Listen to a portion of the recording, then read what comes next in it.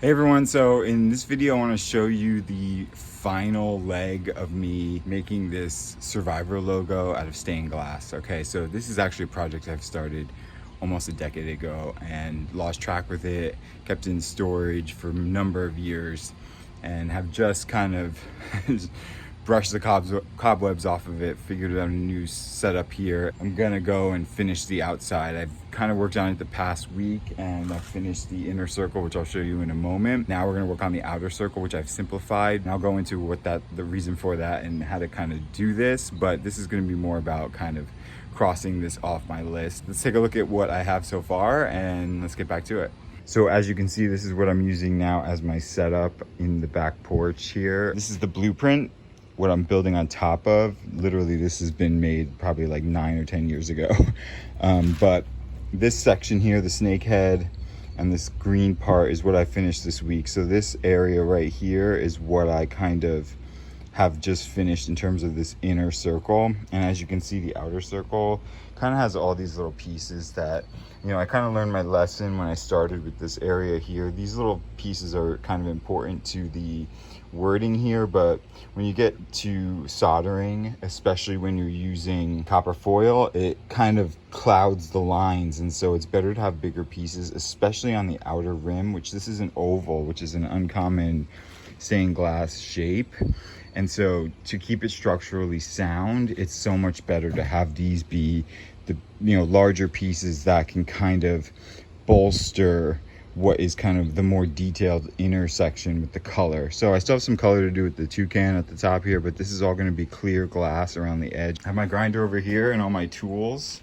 And so this will help me to, you know, cut the glass with the glass cutter and to snap it with these. And the only thing I need is to go find another piece of clear glass to match the clear glass I have for this outer rim. I don't think I have enough. So I'm gonna be headed there actually right now before I get started, and I'm gonna try and hunt that down. So I'm actually headed right now to the Nazareth stained glass shop that's nearby. I haven't been there before, but I'm hopeful that I'll be able to get the glass piece that I just showed you in the previous video. That will kind of be the final piece to the puzzle. Hopefully they have it and we can keep moving forward. Okay, so that was a success. They had something quite similar to my original piece, which I'll show you here.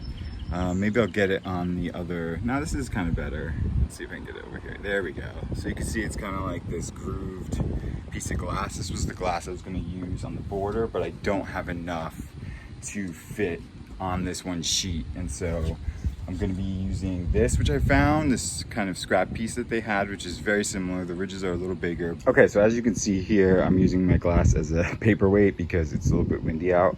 But you can see how much this cuts down on the amount of pieces just in this corner. I mean, I think I've cut the pieces down into a third because we have a total of 26 on this new map.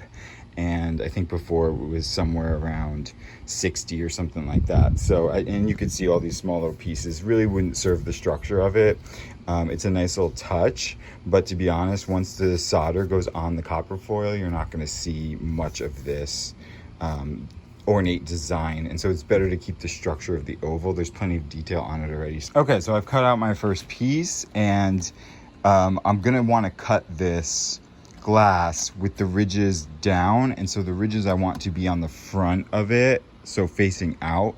And so I'm gonna have to take this and flip it over, so just so that the other side, after I've cut it, is the reverse of this. I'm gonna want to cut these as shallow as I can, and so the best thing to probably do with this is actually go like this. Cutting this line will be much more beneficial, much easier. Okay, so as you can see, I've hugged it very close so that I get this corner. Okay, so as you can see, I've scored it. It's kind of hard to see, but the line goes all the way up there, and what I used is the back of the glass cutter to kind of bang out the edge on the back side so that it kind of pushes the score through it as best it can, so that now I can use my hand and these pliers on one side to kind of snap it and break it. Okay, so as you can see that it is cut on that line, and even as you can see up here, it didn't follow the score, which it went the way I would hope it would. Is it kind of gave me a little bit of leeway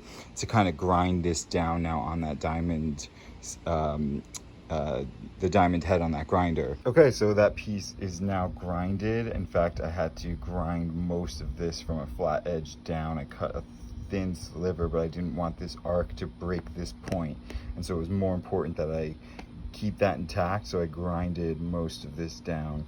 And now I'm going to copper the edge, as you can see on here, and you know, it's all about kind of fitting the piece in as best it can before you put that on, because once it's on, you're going to nail it together. As this piece is now kind of vulnerable because the nails are out, but I'm going to kind of bolster it up really nicely, and it'll have one edge that's kind of pushing it all together. That's why I'm making this all sort of big pieces. So this was one of the harder pieces to do, and that's why I wanted to start with it first.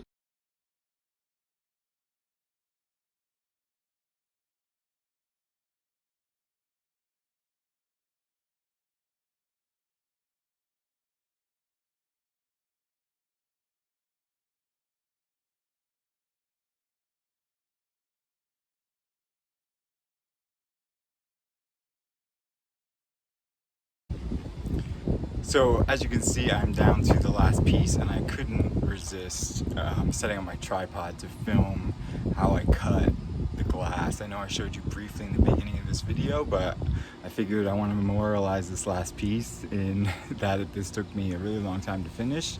Not once I got started on it again, but about 8 years in the making, after a very, very long break in between. But I figured this will show you kind of more details to how I'm doing this with that grinder and with the outlining and the glass cutter, which I kind of glossed over earlier, but we'll get a little bit more of a detail on this right on that final piece right there.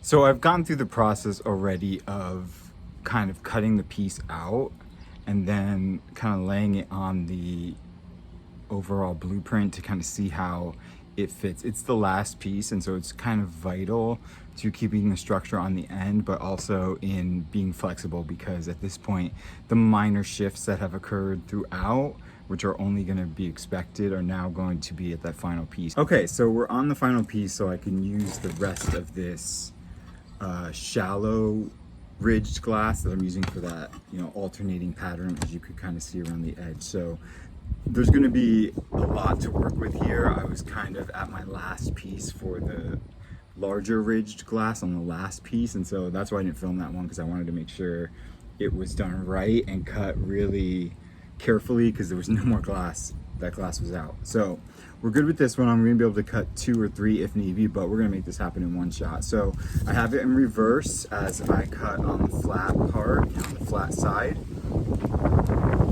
And so I just take my marker. Now I'm going to cut this edge kind of really, tight to it, because this will be my long cut, and I'll break this piece out. And then I'm going to make sure that I keep a little bit of a shallow cut on these so that I can grind the rest, as I mentioned, to get the shape down, because it has shifted a little bit since this iteration. So I'm going to take my glass cutter and we're going to cut that side out. So as you can see, I didn't kind of hug this line too much here. I felt like this was as much of a concave line that I could make so that the glass breaks seamless. It's actually not guaranteed that it will. We will see in a moment, but it was better than doing that, hugging that tight curve, which will end up breaking off maybe one of the corners. But hopefully this will be enough. Let's see right now. So what I'm going to do is I'm going to take the end of this and kind of tap that groove into the glass.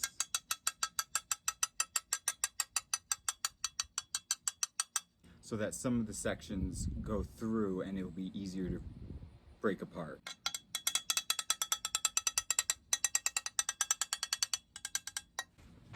Okay, so now I'm going to use my pliers and hold my breath.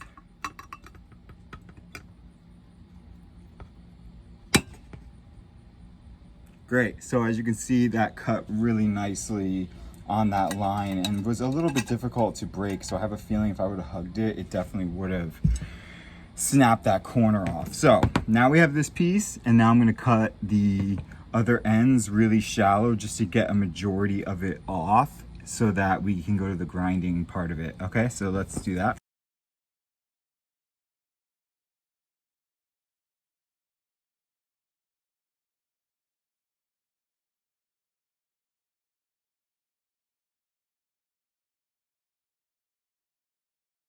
Okay, so as you can see, that was a little bit difficult on this side, although I went ahead and did it anyway because that corner is not going to necessarily need to be that sharp. That's one of the edges that will be kind of shifting, and so I knew that I had some give on this end, and that's why I kind of went with that cut.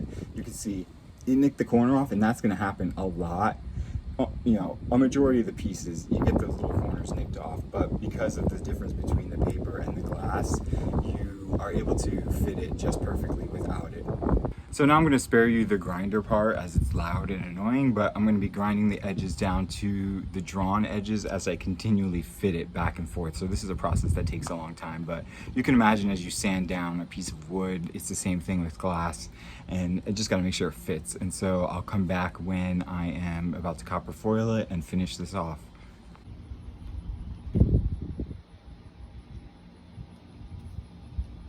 So as you can tell, after a few rounds of grinding, that piece is now ready to go and is in the spot. And so now I'm going to be taking this copper foil, and it's an adhesive, as you can see right there, that kind of comes off the spool, and I'm going to wrap the piece in it, keeping a little bit on each side of the glass piece to be able to fold it over, and that's what gives you that copper outline that will then be soldered on.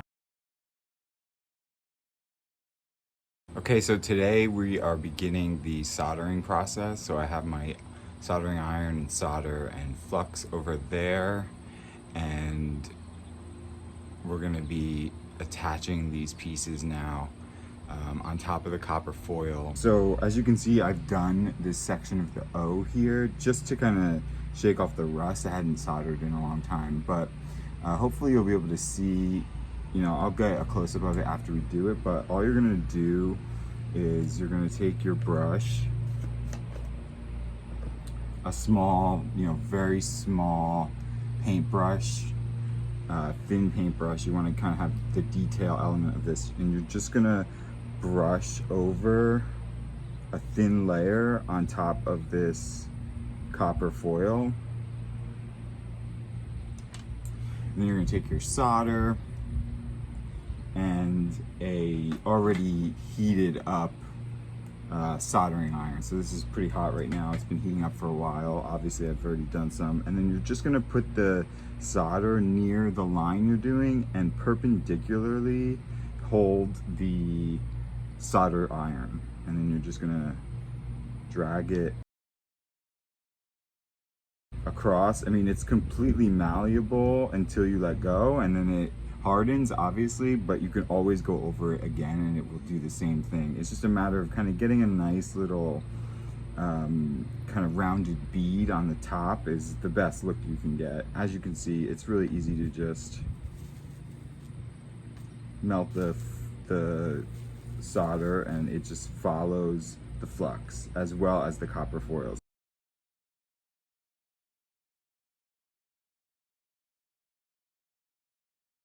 So let's finish this R.